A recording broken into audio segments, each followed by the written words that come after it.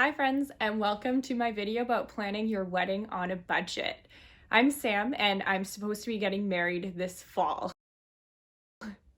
As everybody knows, the world has thrown a little bit of a wrench in all of our plans for anybody else who was supposed to be getting married or planning a big event this year. Obviously, there are a lot of things that are not happening the way that they normally would, but I decided to make this video anyways because we are perhaps foolishly hoping that things might go back to normal by the time that we are supposed to get married. And I also know that there are a lot of other brides and grooms out there who have to rebook their weddings for another date next year. People might have a smaller budget to be working with now, just given the current climate, and everybody's financial situations seem to have changed quite a bit. So hopefully some of my tips on how to plan a wedding and keep it within a smaller budget will be helpful to some of you. My first tip is to pick a venue that's not a traditional wedding venue. So for us, we actually went with a space that's normally a co-working space during the day. It doubles as an event space at night, but typically they host parties there. So it's not normally used for weddings necessarily, although they do sometimes have weddings there. With that, we just found that the cost was a lot more affordable than going with a place that specifically focuses just on weddings. So for us, it really did make sense. Another perk of that is that there's not all those rules about what you're able to bring in terms of food vendors, in terms of buying alcohol strictly from that venue. For us, we have a lot of flexibility. We can bring in whatever food we want. We can also have any, alcohol we can bring in our own. So we can just go to the liquor store, pick up a bunch of booze, bring it in ourselves. And especially if your friends are big drinkers, that could save you a lot of money there. I always thought, if anything, I would definitely go over budget on the dress. That was really the first thing. I had a ring on my finger and I was Googling wedding dresses and trying to figure out, what kind of style and what look I wanted to go for. That was really the first thing that I shopped for, and immediately I realized that dresses cost a lot of money. People spend as much money as we are going to spend on our entire wedding just on their dress. So for me, it was a place where I was really conscious that I might go over budget really, really quickly.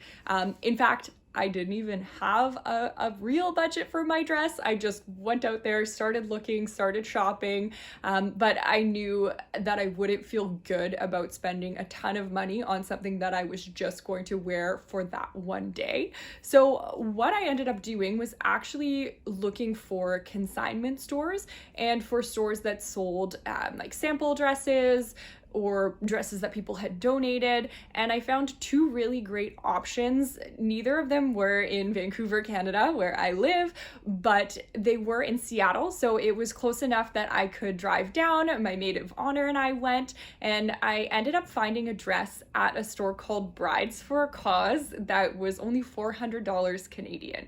So although I will have to get it cleaned and altered, it still will end up being a lot more affordable than some of the dresses that I was looking at here that were kind of starting at like $2,000 or $3,000 for the dress in a similar style. I also found a really amazing store called Blue Sky Bridal where they do consignment dresses. So Brides for a Cause is a charity store, essentially. They do donate all of their proceeds to charity, which is also pretty cool. And they had a ton of dresses. Blue Sky Bridal, it more feels like a traditional boutique. The really cool thing when we're talking about the current world that we live in, where people, aren't going to be crossing the border, they're not going to be going on trips like this to look at dresses. Brides for a Cause is actually having warehouse sales virtually. So you can go to their website, sign up, and then you will be able to shop online through a video chat for their dresses. If you're not so keen on consignment or buying dresses secondhand, I know some people, want to be the first person to wear that dress, and I totally understand it. There are lots of other companies that are doing things that aren't a traditional bridal boutique. For instance, Beholden with Anthropology, that's actually where my dress is from. It's just an older style that somebody, they ended up donating to the store that I purchased it from. But there are, those options as well where you can find things under the $1,000 mark. Another great one locally is Park and Fifth. They actually make all their dresses right here in Vancouver, and I know that they do online, virtual fittings as well, so that's an option if you're looking for a dress right now in our global pandemic. Another thing that actually was free for us was our wedding invitations. That was one thing that I was actually really surprised by, that those wedding websites, there are free options. Ours is on withjoy.com, and we found that to be really easy to use. You can also edit it. I mean, you don't have full control, but you can customize different templates. You can make it really look like the way that you want it to be to fit in with your wedding vibe, and you can add all your own photos and everything. Also, sending anything online with your invitations means a lot less work for the bride and groom, because you don't have to collect, addresses and everything from everyone. Most of my friends, I already had their email address, or just had to, reach out and get their partner's email address for their plus ones. But it was generally, a lot easier to get that information. And especially living in the times that we're in right now, if anything changes with your wedding, you can update everybody at the same time quite quickly if it's online.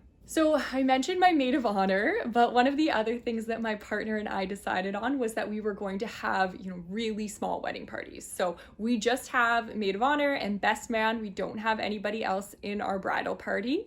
In addition, we didn't do the traditional things like having an engagement party, or for myself, having a bridal shower. We just find that keeping things simple, they're going to cut down on those unexpected costs when it comes to, huge things like a wedding. I think that there can be a lot of things that you don't think about, and the less events and the less things that you have going on just means that there's less of a chance that you're going to be caught off guard by huge expenses somewhere. Obviously, food is going to be a huge part of your wedding budget. So what we decided to do was actually go with a food truck rather than a traditional plated meal where everybody is seated and, it's a bit more formal. Our wedding is super casual, so we're able to change things up a little bit and have that, really fit in with the style of our wedding. So I know it's not going to work for everybody, but for us, we actually realized that having a food truck, the food cost is like less than half of what I was being quoted by more traditional wedding venues. It really surprised me when we started reaching out to vendors and bringing things all together and talking to different people that everybody knew each other. So it was like our wedding planner, actually, she's the person who works at our venue as well, and then she knows our photographer and the florist and everybody in the industry. The person that we got our wedding cake from actually works for our day of coordinator. It's a very small world in the wedding industry, and what we found is that once we started asking for referrals from people, not only did it mean that we were getting responded to really quickly, because that was kind of getting an in with somebody, we also got rates that were a little bit better than what we had been looking at just when we were doing research on our own. So through one vendor, asking for recommendations about places that you can get other things and people that you should be in contact with, we found that was a really good way to save, 10% on a lot of things, 15%, 20% on some things. And we also found that asking friends, going within our network, it just so happens that several of my friends had weddings planned for this year. So we were kind of all able to bounce ideas off of each other and then refer, hair, makeup, all of these types of things. I have some friends who work in those industries as well, so reaching out to, you know, my network and then their network, I was able to get some things at a much better price than I think that I would have had I just been directly reaching out to people. There are probably lots of talented people within your network who might be willing to cut you a little bit of a deal. Not gonna sugarcoat it. Wedding photography was one of the most expensive things in our budget, and that's something I think is fairly common. Just the cost of that service is definitely a little bit higher, but one of the things that I did do to save us a bit of money was find a photographer who included the engagement shoot in the overall cost of shooting our wedding. So that way, you know, we didn't have to pay for each thing separately, and we were also able to get to know the photographer before the big day. We're comfortable with her now, you know, we spent a couple of hours with her. And also we know, you know, we can rest assured that we love her photos. My last note on budgets, obviously the most important part is actually sticking to your budget. Duh. You have to set a budget and then stay within it. And the way that I found was best for us to do that was just taking into consideration everything that we were adding to our wedding, everything that we paid a deposit on, and then everything that we still owed. So having a spreadsheet with all of our costs and then having, you know, 3 separate columns where we were able to see what we've already paid for, what we still owe, and, you know, what the totals were for all of those. It just really helps keep us accountable. At the start, you know, when we began our wedding planning, I think that we thought we were going to be able to do it for quite a lot cheaper than what the end cost is going to be.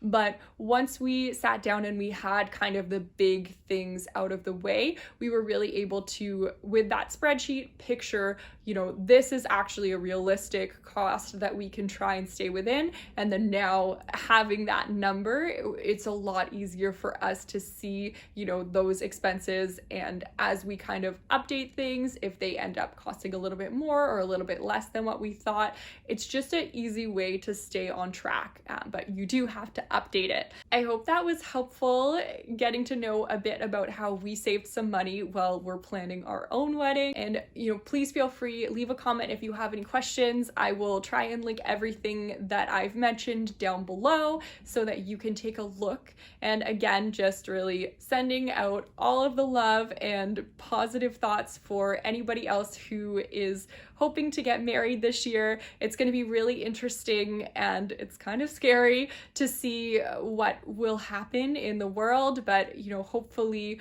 whether that be the 80-person wedding that we're planning right now or whether it ends up being something that is much, much smaller, we will be getting married this year, and I hope that everybody else is going to have that same opportunity. Bye!